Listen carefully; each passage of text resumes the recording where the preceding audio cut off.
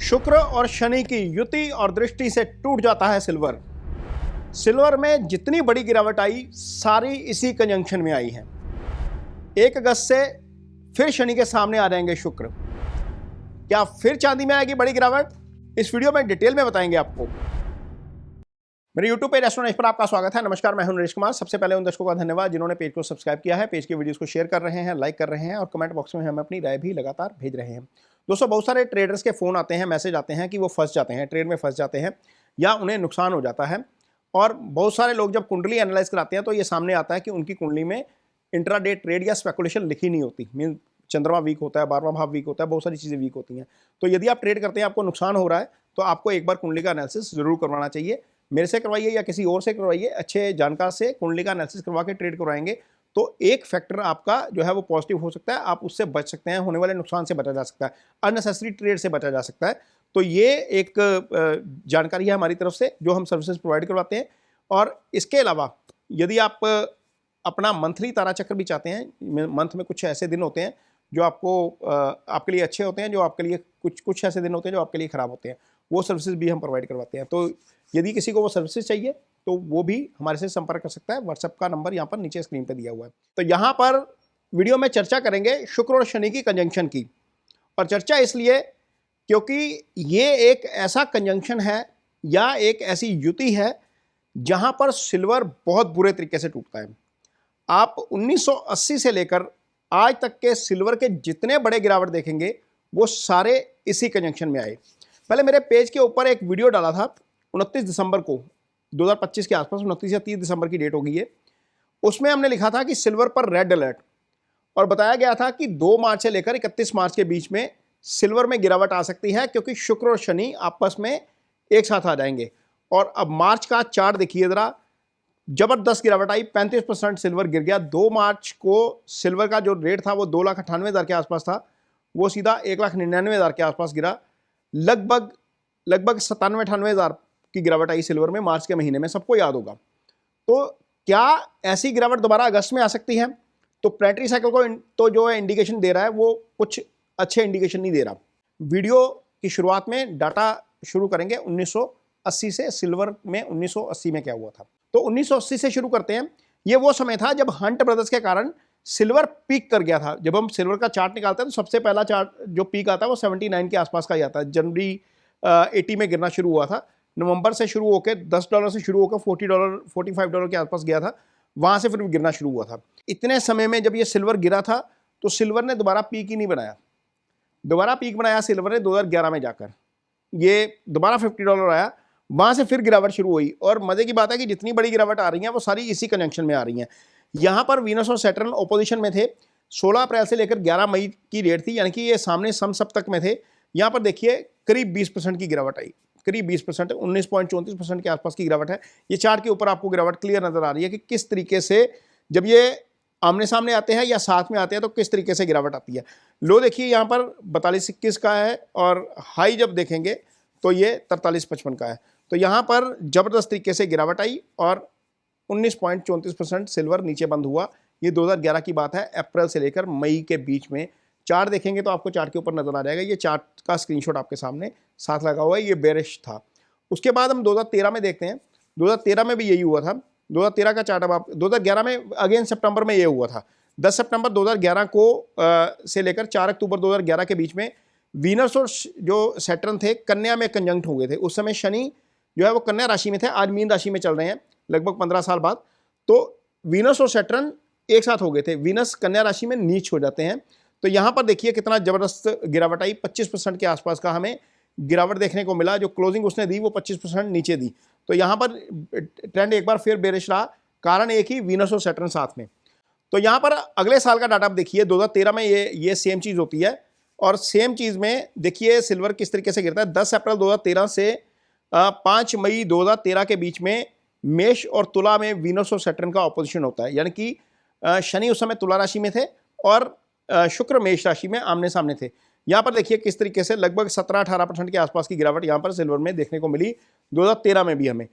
अब यहाँ पर आगे देखिए, ये जो डाटा आपको नजर आ रहा है या चार्ट आपको नजर आ रहा है, वीनस और सैटर्न ऑपोजिशन में है, आमने सामने। कर्क में है वीनस और मकर में है शनि।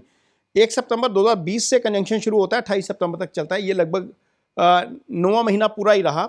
और यहाँ पर लोअर लो देखिए 21 पॉइंट नीचे 21% नीचे लो बनाया, फिर कवर करने की कोशिश की, लेकिन अंत में लगभग 16% नीचे बंद हुआ सिल्वर। ये वीनस और सैटर्न आमने सामने कंजंक्शन में थे। अब आगे देखते हैं आगे क्या हुआ। ये डाटा एक्चुअल में तब रिसर्च किया गया था जब बाजार में एक बार अक्टूबर में गिरावट आई थी। तो इसके ऊपर मैंने फिर स्टडी किया कि ये गिरावट आई क्यों। एक चीज़ ये समझ में आई कि जितनी बड़ी गिरावट है वहाँ पर वीनस और सैटर्न आमने सामने होते हैं या फिर साथ में आ जाते हैं। तो इसी कारण फिर मैंने दिसंबर में वीडियो डाला था कि मार्च में दोबारा ये कंजंक्शन बन रही है। तो अब आते हैं 2022 के साल के ऊपर। 22 का डाटा अब आपके सामने है। 7 अगस्त 2022 लगभग यही डेट जो आ रही है ना, 1 अगस्त को ये कंजंक्शन बन रहा है। 7 अगस्त 2022 से लेकर 31 अगस्त 2022 तक वीनस और सैटर्न जो है वो आमने सामने थे। वो कर्क में थे, वो मकर में थे। यहाँ पर देखते हैं कि लोअर लो जो बनाता है लगभग $19.80 का है, 9.41% गिरता है। हायर हाई बनाता है $20.87 का। तो यहाँ पर भी आप देख सकते हैं कि सिल्वर में गिरावट देखने को मिली, लगभग 13% के आसपास की गिरावट यहाँ पर 2022 में भी हमें देखने को मिली। इसके बाद पिछले साल का तो सबको याद ही होगा, जब सिल्वर ने तेजी पकड़ी मई में, उसके बाद जब सिल्वर ने पीक किया तो अक्टूबर में ये गिरा। कारण था वीनस और सैटर्न आमने सामने। सैटर्न तब भी वक्री थे, तब भी मीन राशि में थे, शुक्र कन्या राशि में आए। और यहाँ पर देखिए इसने 6 दिन में 16 अगस्त से लेकर 16 अक्टूबर से लेकर 22 अक्टूबर के बीच में किस तरीके से इसने बाजार को गिराया। $48 का जो सिल्वर था लोअर लो का, उसका हाई था $51।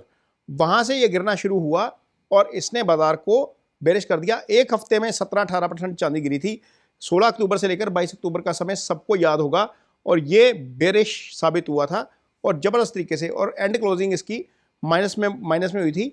लेकिन इस साइकिल में एक बार इसने 18% के आसपास का 17-18% के आसपास का डिप लिया था। मेरे को अभी भी डाटा याद है। और ये अब डाटा आपके सामने मार्च का आ रहा है, इसी साल मार्च में जो हुआ है। इसके बाद ये कंजंक्शन मार्च में आया था। 2 मार्च 2026 से लेकर 26 मार्च 2026 के बीच में ऐसा हुआ था कि सिल्वर लगभग 35% गिर गया। टॉप बनाया, टॉप बना के फिर नीचे गिरा और लगभग 35% के आसपास की गिरावट। ये देखिए चार्ट कितना ज़बरदस्त है, यहीं से फ्लैट हो गया। तो अब ये कंजंक्शन जो बन रही है वो बन रही है 1 अक्टूबर से लेकर 1 अगस्त से लेकर 2 सितंबर। यानी कि 1 अगस्त को जैसे ही वीनस जो है वो कन्या में आएंगे, शनि के सामने आ जाएंगे, तो यहाँ पर एक बार फिर अलर्ट हो जाना चाहिए। मैं ये नहीं कह रहा कि हर बार गिर जाएगा।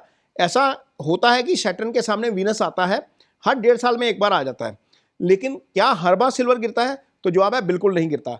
लेकिन इसका भी मीन ये भी सच है कि जितने बड़े फॉल आए हैं हिस्ट्री में, ये जो मैंने आपको चार्ट के ऊपर लगा के दिखाए, इसी कंजंक्शन में आए हैं, इसी जो है वो समसप्तक योग में आए हैं।